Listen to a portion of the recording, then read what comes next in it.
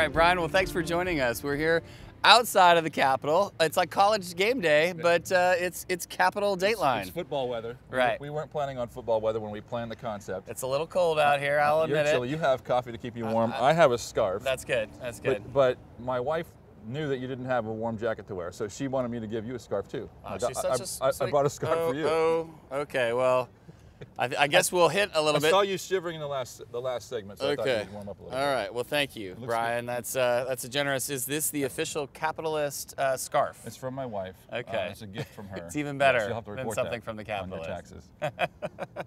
Speaking of taxes, have your tax returns wound up in anyone's mailbox lately? No. And Okay. 2 pages. Is that really a tax return? It's really a leaflet. It's more of a promotional item. Right. And the suggestion is that Donald Trump leaked his own tax returns. If that's the suggestion, I would say that it's probably not all that damaging for Donald Trump, and the other side is now trying to figure out, oh gosh, this is not what we thought it was going to be. You're welcome. Yes. You know, here you go. I just made you famous, Mr. Reporter. Yes. Right. Okay, that's my terrible Donald Trump. Okay. That's not bad. All right, let's get down to business. Let's we get are to here to real talk issues. about the Capitalist and your website a little bit, but really we're going to talk about some bills and some issues that are moving. But first, let's talk about the Capitalist. This is an app you launched when? Last year, year before? Last June, yeah, we launched it simultaneously with the website. Okay. And all right. Super helpful. Love using it. Yeah, right? Ryan Duffy, one of the PR guy here in town, immediately after I launched it, had a much better slogan than I did. He called it the Swiss Army knife of Florida politics. Right. And I love that idea. Have you cut yourself on your own app? You can't cut yourself, okay, but it does good. have a lot of features, and That's it was a great name. I've sort of adopted it with his permission, and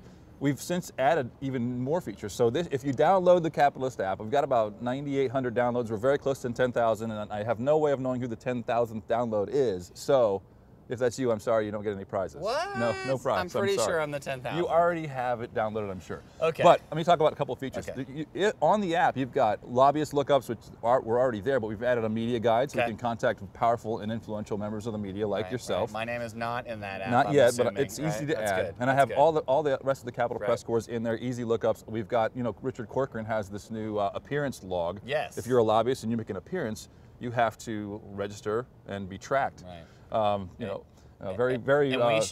We should trust in the Capitalist site to fill out that form and submit it for us. It's not going to do that for you. No, what it does is if you want to find out who has made an appearance, you can then use it. It's just a simple access form. You can check that. There's a number of other new features that have been added. Check it out, Florida Channel. You can get access there. The Capital. But more importantly, we see your stream of stories on there. That's the best part. So you do also have to to wade through my stories as well. So that's the hook for me. Famous for ascribing or attributing quotes that are not true to famous Florida elected officials and others. They're very good. I suggest it's only once a week is it actual fake news. Once a week there's fake news. Early Monday morning, the Monday mailbag, and it's satire. They are made up emails. So any of these TV ads we're going to start seeing in the next year for campaigns using my fake emails.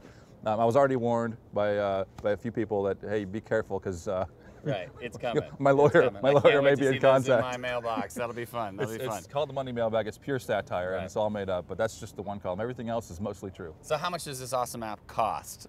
It's actually free. For our infomercial segment, yes, right? It's free. Okay, and I'll throw in a second app absolutely free as well. Oh, wow, that's generous of you. Download 2 if you can. Generous of you. Okay, so let's move on to some very important issues, which you clearly have been front and center talking about.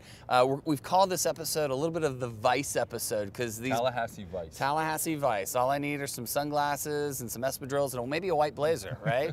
We had those ready to go, but the weather's just too cold for the Miami dress code. It's too cold for the dress code. No, we're wearing socks because it's cold out, but that's life. And now scarves. But I will say this scarf is pretty sweet. This is casino-esque. Okay, so let's first start gambling. That issue is moving hot and heavy. I call it gaming. You call it gambling. We call it both here. Yeah.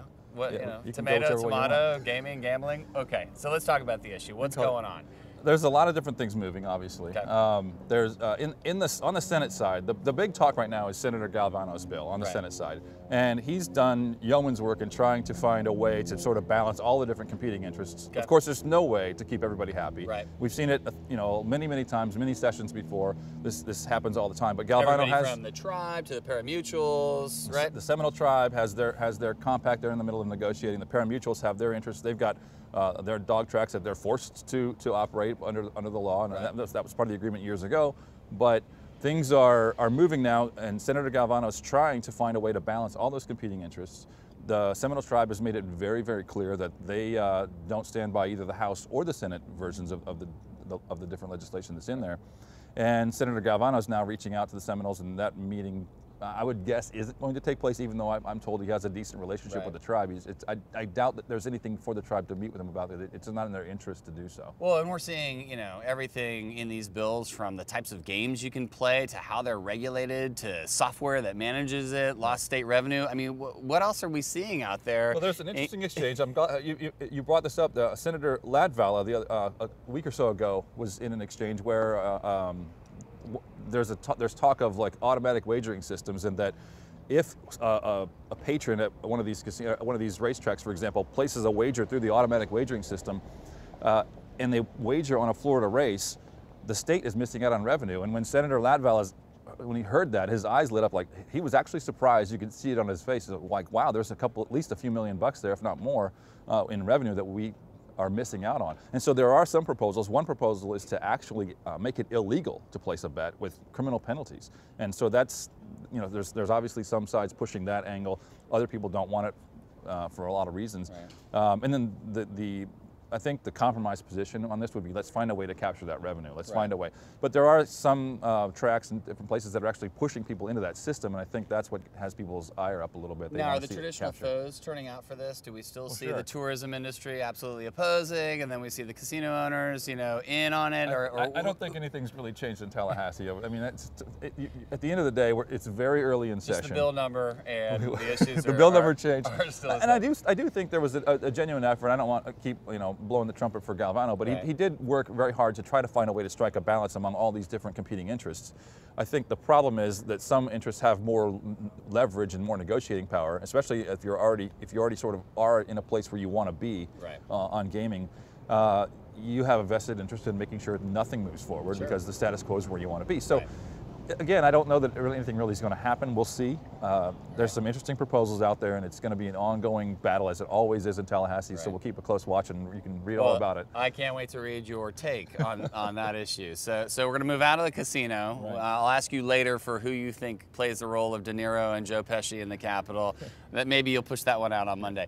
But let's move to another awesome issue, and this is the whiskeys and weenies issue, right? The liquor wall. Yeah, I'm a free market guy. Right. I don't think kids should have access to liquor, but I don't know that any of the proposals currently really allow children to have access. So are you saying you're opposed to a prohibition era law? It's been out there for 80 years. There's 30 states that already have no wall between all those things, and you don't see a lot of problems there. A lot of and again, I have a side on this one, just because I believe in the free market, and I don't mind spouting my side. It's silly to me that you have rules in place, and the argument is it's going to put you out of business if you suddenly lower this wall and people have access and convenience to buy the products they want to buy. So my argument is simply that if you look at these other states, the smaller liquor stores that are out there, they are not going out of business just because those states have lowered the liquor wall in the big box retailers. So it's a silly argument to me. It's time Florida gets caught up to the modern times. There are liquor stores that have like drive-up delivery now, 1-hour delivery. So convenience is obviously always going to win out over time. You can talk about this with the taxi companies and Uber and Lyft and how those ride-sharing companies they're innovating. And if Florida just finds a way to innovate, our economy continues to grow on its own without government intervention, and if we can just find a way to not pick winners and losers, we'll be in a much better place. All right, so we're going to move from gambling. We're out of the casino. We've bought some liquor on the shelves at some store. And so now the goal for some Floridians is to get greater access to marijuana because of the constitutional amendment. So are we at a 420 moment in the legislature, or will Floridians see marijuana on their store shelves anytime soon? I don't know about store shelves. I think you have to define what we mean by store. And there's a couple of different competing visions out there. It's not recreational, clearly. But I think there's some that would push it more in that direction, and there's some proposals out there. Florida, if I had to predict, Florida is not about to become the next California or the next Colorado, where we're going to be buying brownies with marijuana in them and anything like that. But there are some As a matter of folks. fact, the bill expressly says no edible forms of cannabis can be sold in the state of Florida. Sure, the question becomes how accessible can it be? Who is going to dispense it? Who's going to grow it? Those battles are going to be kind of like gaming, I think, for the next several sessions as we iron a lot of these different pieces out. There's a couple of competing proposals. There's a number of competing proposals. There's a Brandis bill and a Bradley bill, and some are much more liberal, and I don't mean that in a true like a political sense, but much more sort of towards a more open model, and some are much more cautious and moving that way. And I think what you're going to see is emerging. Traditionally on like House and Senate sides, is a House version. They did a study on who actually paid for Amendment 2 this past year, and of course we all know that John Morgan, our future governor, is that's a joke. John Morgan put a lot of money into it. He's a very serious contender. We can have that conversation too. But he put a lot of money into it. But it wasn't just his money. There was actually George Soros groups and other what you would call liberal groups funding the amendment. So yes, there is a breakdown in terms of where the different ideologies and where the different parties want to be on medical marijuana. In a town like this, that's filled with Republican lawmakers and decision makers, you're going to see a very cautious approach. They're going to take their time. They're going to be very, very careful. And in fact, there's another bill out there, $2.5 million study going to the University of Florida. I don't know whether it passes or not, but the idea is we need to study the impact. I know the issue's been studied exhaustively, but the question becomes, how do we move forward? How do we do this the smartest way possible without becoming California? Right, and frankly, the legislature took steps to look at the medical applications of THC-free marijuana, Charlotte's Web, and things like that. So they're dealing with that as well. So. Right.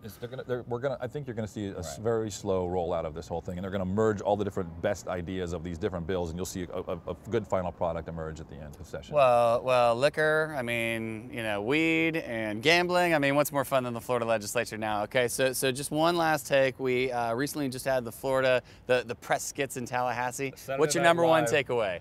Oh gosh, there's so many.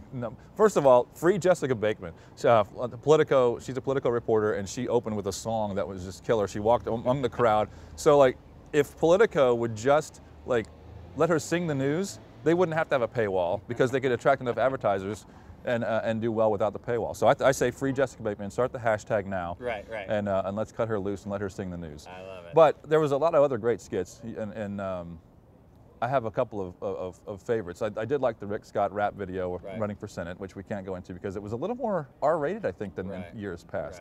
A few F-bombs dropped, and it was that wasn't normally what I was used to. So it was a little bit more risque than usual, but it was still fairly funny. Yeah. All right. Well, thanks for joining us. That was some great insight into skits and the Vice bills that are moving through the Capitol this year. We'll stay tuned. We'll tune into the Capitolist. We'll download it. Thank you. And as your future 10,000th fresh download, look forward to winning some sort of prize. So no iPad for you. Brian, thanks for joining us. Thanks for having me. Appreciate it very much. Thanks, man. All Take care. Yep.